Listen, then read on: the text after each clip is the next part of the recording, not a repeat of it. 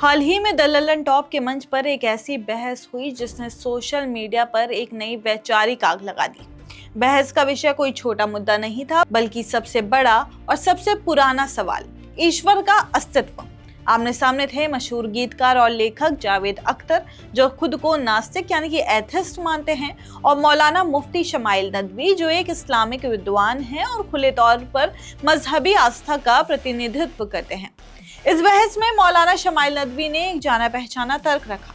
उन्होंने कहा कि अगर एक घड़ी बिना घड़ी साज के नहीं बन सकती, तो इतनी जटिल कायनात बिना किसी रचयिता के कैसे बन सकती है। ये तर्क सदियों से ईश्वर के अस्तित्व के समर्थन में दिया जाता रहा है। इसके जवाब में जावेद अख्तर ने अपनी नास्तिक सोच रखते हुए कहा कि ब्रह्मांड का होना अपने आप में किसी ईश्वर का प्रमाण नहीं है और विज्ञान चीजों को समझाने की कोशिश करता है, ना कि अदृश्य शक्ति को मानकर चलने की। अगर ये बहस यहीं तक सीमित रहती तो शायद ये सिर्फ एक बौद्धिक चर्चा बनकर रह जाती, लेकिन असली सवाल तब उठा जब ये वीडियो वायरल हुआ। वायरल होने के बाद सोशल मीडिया पर एक अजीब सा दृश्य देखने को मिला। जिन लोगों को अब तक कट्टर धार्मिक या फिर मजहबी पहचान पर राजनीति करने वाला कहा जाता रहा, उन्हीं में से कई प्रभावशाली नॉन मुस्लिम लोग इस बहस में जावेद अख्तर का समर्थन करते दिखे। यहीं से कहानी दिलचस्प और उलझी हुई हो जाती है। जावेद अख्तर ना तो भगवान को मानते हैं, ना वो खुदा को मानते हैं। वो साफ कहते हैं कि वो किसी अलौकिक शक्ति में विश्वास नहीं रखते। दूसरी तरफ जो नॉन मुस्लिम लोग उन्हें सपोर्ट कर रहे हैं, वो खुद को एथिस्ट नहीं कहते हैं। वो अपने अपने भगवान में आस्था रखते हैं। कोई राम को मानता है, कोई कृष्ण को मानता है, कोई शिव को मानता है। फिर सवाल उठता है कि अगर आप खुद ईश्वर में विश्वास करते हैं, तो एक ऐसे व्यक्ति का समर्थन क्यों कर रहे हैं जो ईश्वर के अस्तित्व को ही नकारता है।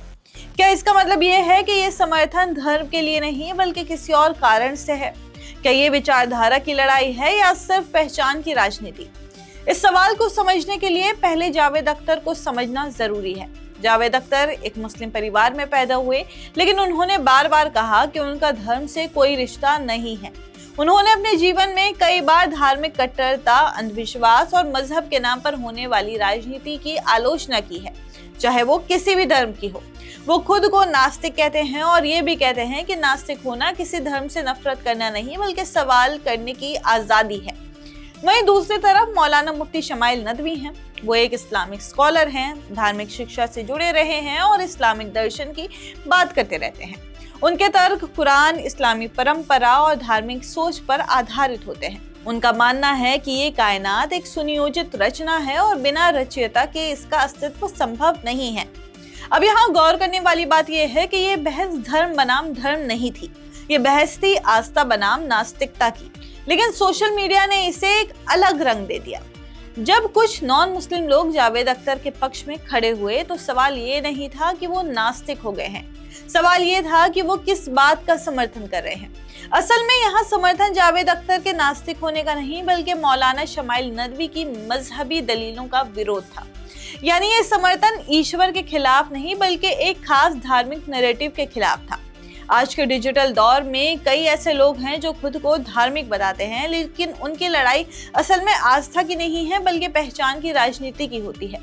उनके लिए भगवान एक निजी आस्था हो सकते हैं, लेकिन सार्वजनिक बहस में वो उस व्यक्ति के साथ खड़े होते हैं जो उनके वैचारिक विरोधी को चुनौती दे रहा हो।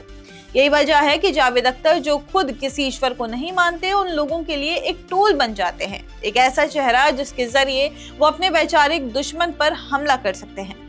आपकी इस पे जो भी राय है हमें कमेंट्स करके जरूर बताइए। मेरा नाम है सामिया खान। ऐसी और भी वीडियोस के लिए आप हमारे चैनल द हिंदी टॉप को सब्सक्राइब कर लें। इसके अलावा आप हमें एक्स, फेसबुक और इंस्टाग्राम पर भी फॉलो कर सकते हैं।